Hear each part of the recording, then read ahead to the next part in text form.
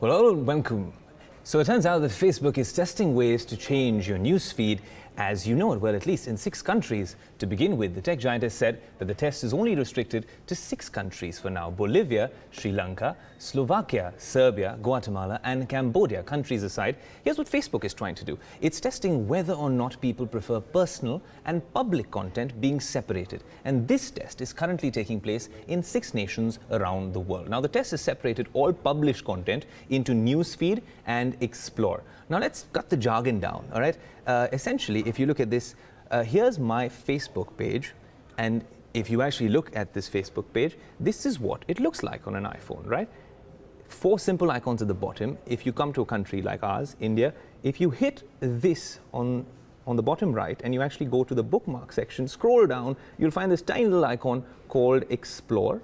And once you hit that, you'll find, well, different content that perhaps Facebook thinks you might like, but not stuff that you've liked before, and definitely not stuff from your family and friends. This is, well, the Explore feed in India, and this is, well, the feed that you get. So if you're watching this show right now on Facebook, it's a Facebook Live. I've got a notification right there, and well, here we go. The show's right here. But I'll tell you something more, right? We actually thought, how ubiquitous has Facebook gotten? Well, the fact of the matter is that if you think about what Facebook has done, it's now our primary news source. Interestingly enough, well, if you do look at the polls right now, and we want to show you some polls that we've been carrying out on Twitter, you know, if you look at your preferred source of news, we ran this poll all day, and you see social media is what you guys have selected at 76%. If you look at TV, it's 8%, and newspapers at 16%. Well, I want to actually get into what this really means. At least in these 6 countries, well, 60 biggest Facebook pages in Slovakia, a broad selection of them, saw a decline in engagement by 66% to 75%. Now, what's prompted anger at Facebook was that this move and these tests happened without any prior notice to publishers in these countries. So now, if we were to actually, you know, speak to the people out there, and that's exactly what we did. I spoke to Filip Struarik, editor and social media manager at Deniken. Now it's a Slovakian publisher, and he says Facebook's sudden move to change the dynamics of their newsfeed has affected his business a lot. He also says it will affect how people perceive news in a country like Slovakia, which is weeks away from elections. Listen in. When you have a business, and from one day to second, your reach and your interactions on your page fell down by 50%, 60%, it's a big deal. So we all know that Facebook, we use them for free, and they can do whatever they want. They can test whatever they want. But at first, they should inform us that they are trying to do something this serious, this big, that could influence not just the news side, but in Slovakia, we are 2 weeks before elections. And something like this really could harm the society and the news that are spreading in a country. So maybe the Facebook should be transparent and inform us before, not just after, when the whole world is talking about this change. So I spoke to him earlier, and it turns out Philip could not get that response from Facebook. So what we tried to do is the logical thing. Well, it's to ask Facebook, and this is the response we got, and I quote, "With all of the possible stories in each person's feed, we always work to connect people with the posts they find most meaningful. People have told us that they want an easier way to see posts from friends and family, so we're testing 2 separate feeds. One as a dedicated space with posts from friends and family, and another as a dedicated space for posts from pages. And those are other pages, perhaps, that you don't necessarily go and like. To understand if people like these 2 different spaces, we will test a few things, such as how people engage with videos and other types of posts. Now, these tests will start in Sri Lanka, Bolivia, Slovakia, Serbia, Guatemala, and Cambodia. Like we told you, we have no current plans to roll this out globally." So that's a categorical response that Facebook does not have any plans to roll this out globally. But the one word that seems to have got the users riled up, especially in these countries, is the word currently in that response. So what's the rationale behind this move? To discuss this and many more specifics involving this story, we have with us, well, Nikhil Pava of Media Nama. We're going to have other guests joining a little later on the show. Nikhil, thanks so much for joining us on Bloomberg Quint. You know, well, that was essentially Facebook's rationale for doing something like this. I'd like to ask you, you know, you're a media digital publisher as well. Is this something that is warranted, and does this augur well for the rest of the world, for Facebook to really take these tests, what they made, scaled up and actually rolled out in the other countries as well, countries like India? Well, I think that depends on how dependent a particular publisher is on Facebook, and let's face it, most publishers are very, very dependent on Facebook. A large part of their clicks and come through Facebook to their websites. And that kind of dependency means that they're at the mercy of Facebook's policies and decisions. Now, Facebook might say that they're doing this because that's what users want, but really, is it giving the users the freedom to decide what they want?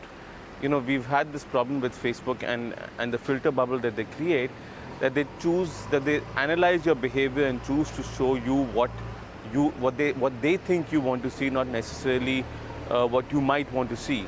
And so, because they have the power to determine these things, they exercise disproportionate control over what you view. And as a publisher, they exercise disproportionate control over what of your posts are viewed by whom. And that's a part of the aggregator as such. And these are distribution costs for publishers, because what Facebook's also talked about is that if you pay, then you would get seen on the main news feed, because those are promoted posts and ads. And if you don't pay, then you'll probably end up on the news on the separate Explore feed. And the question you have to ask Facebook is, would you do the same with advertising?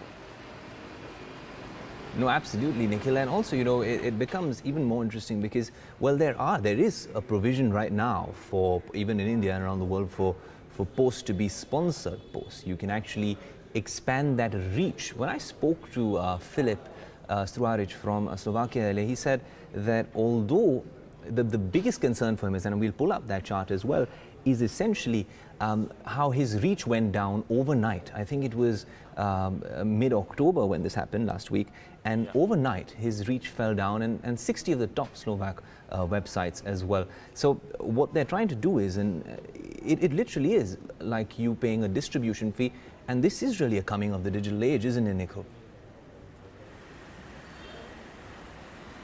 No, in fact, if you remember, about 3 years ago, the reach was 100%. It meant that if someone wanted to follow what you were publishing, and if they were a fan of your news site, then they would get to see everything that you publish.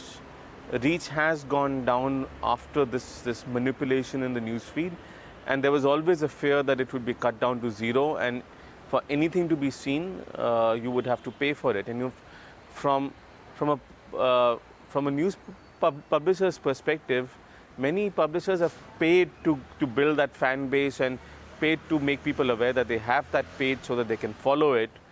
And once that got settled, once people had enough followers or fans, now you have to pay to be read by people who want to read you. So it's not a direct distribution; it's a controlled distribution.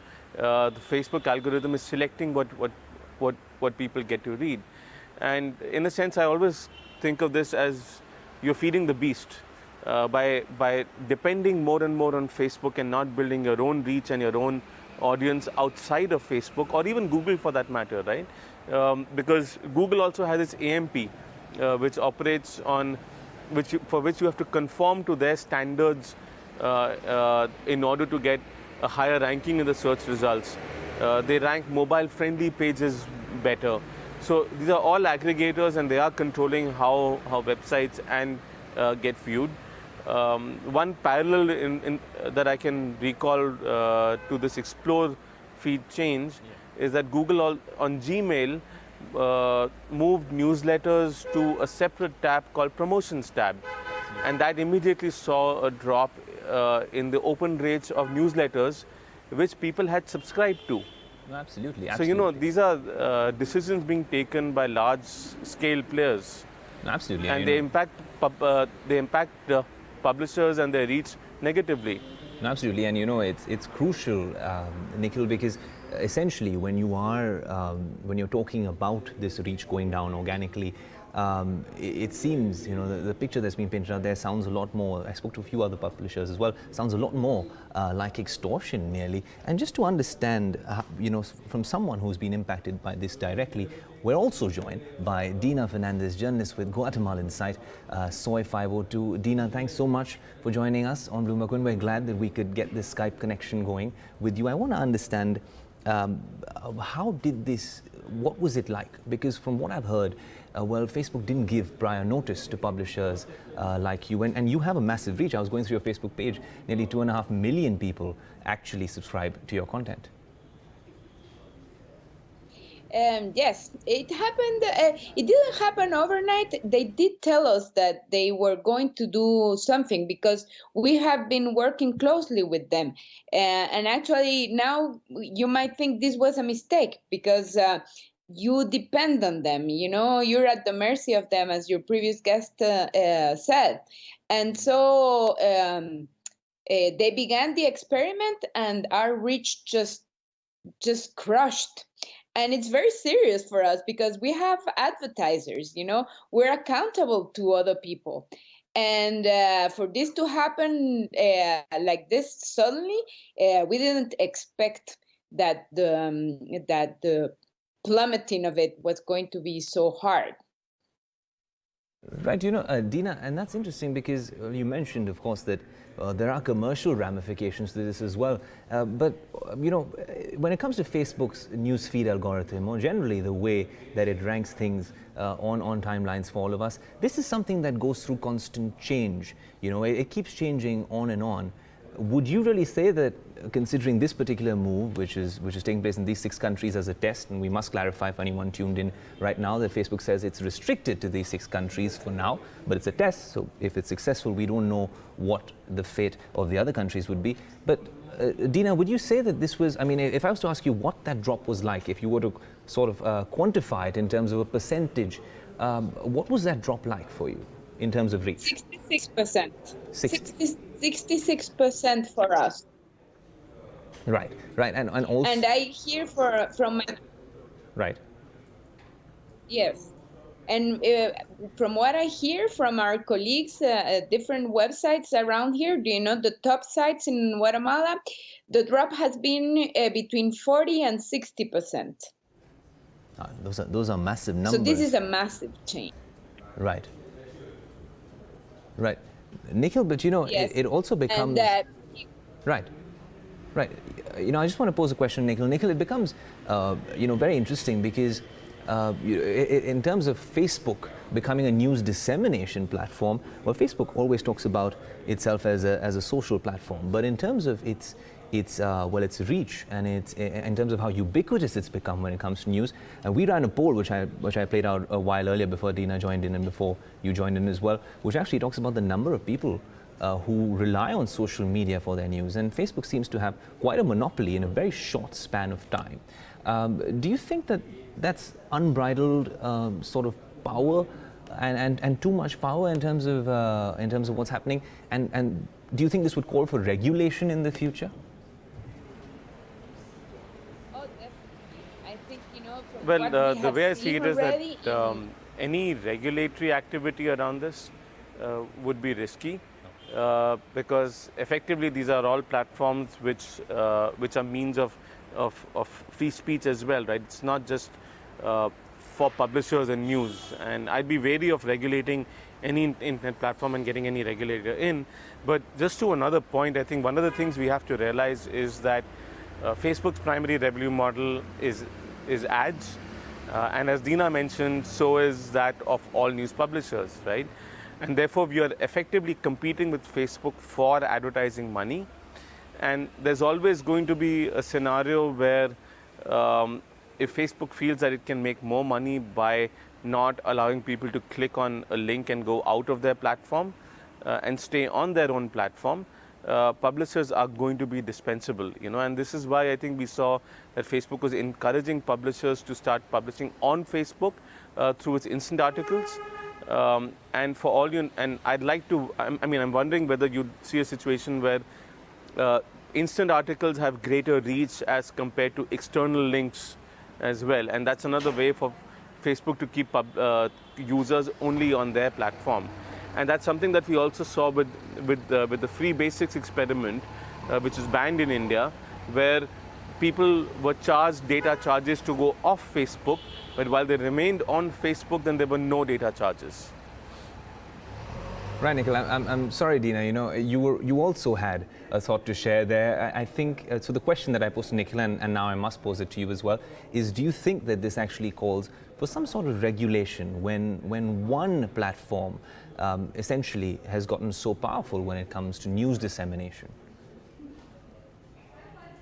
I do think that it calls for regulation. I would be wary also, but in order to do it with a knife, not with a hammer. And for example, I think it's a good idea now in the United States. They're thinking of forcing Facebook to make transparent, who their who the sponsors of political content are, and that for me would be basic, because we are having elections soon, and I think it's going to be very important to know who promotes what content and from which platform on Facebook, because the next election here is going to be played out in social media, and the opacity of it now is troublesome for democracy, because you don't know who, Facebook allows for a big space of anonymity, which is not healthy in the political arena. Right. Also, Dina, it's kind of interesting since we have you on the line. We're seeing what's happening with Facebook, considering the amount that people are relying on it every day for news. But do you also use Twitter? And I've seen a lot of your content on Twitter as well. It's interesting because Twitter has just announced new transparency guidelines, a transparency center, which is essentially because elections around the world are increasingly being fought on social media, or at least campaigns are gaining traction on social media. Has your experience been very different on other social media platforms like Twitter? Mm-hmm. Well, the thing is, Facebook had, this enormous reach that other social media platforms don't have. So if the game is going to change on Facebook, it's going to force, I think, all publishers to change their strategy. A lot of our content was built around, how it was distributed on Facebook, for example. And I think a lot of publishers were doing the same. We were all doing, for example, Facebook Live events, and we were doing that in order to better our engagement and our reach on Facebook, in order to, push up our distribution. And that is going to change if, with this Explore tab. But definitely, every social media platform is different. Every community there is different. So I think, this calls on us to build a strategy, to strengthen our brands and try to to get users to get on our platforms directly. Right, and Nikhil, as a question to you, a follow-up question to you, I just want to understand, I remember you were very vocal when it came to net neutrality and what happened with free basics as well. We spoke then. With something like this, which seems very small in scale right now, but it sounds, portentous if it were to be scaled up to the rest of the world. Do you think that, this sort of commodification of newsfeed is a scary situation, and perhaps social media giants, considering the increased use of social media by all of us, should be held to some sort of non-discrimination standard?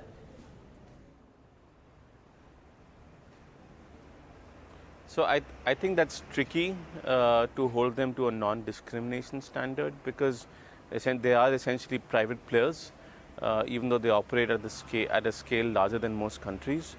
The right thing for publishers to do is to realize that this is where the world is going. Facebook is going to increasingly become more controlling over who views what, as is Google. and probably even Twitter. So I think publishers need to realize that they're competing with many of these players for advertising, and therefore they're both support systems in terms of reach, but also adversaries in terms of advertising. And they need to ensure that they build their own reach by attracting users in their own way to their own sites, to their own apps. And discovery needs to be independent of social platforms. Unfortunately, it's a tough battle to fight, because the way platforms operate is that they operate on maximizing fragmentation and getting more people to create and join their platforms, and then they monetize that aggregation. And so therefore no single publisher has enough negotiating power in that space. But I think it's about time that publishers took collective decisions in order to develop their own reach independent of social networks. Dina, as a last question to you, it's kind of interesting because you're right on the other end of the world in Guatemala there, but I was talking to someone at the other end, Philip earlier, and Philip in Slovakia told me, and he was the one who came up with the original Medium post, which really piqued all of our interest. Philip was telling me that although originally, before this move, he thought that Facebook was crucial, significant when it came to driving traffic to his website.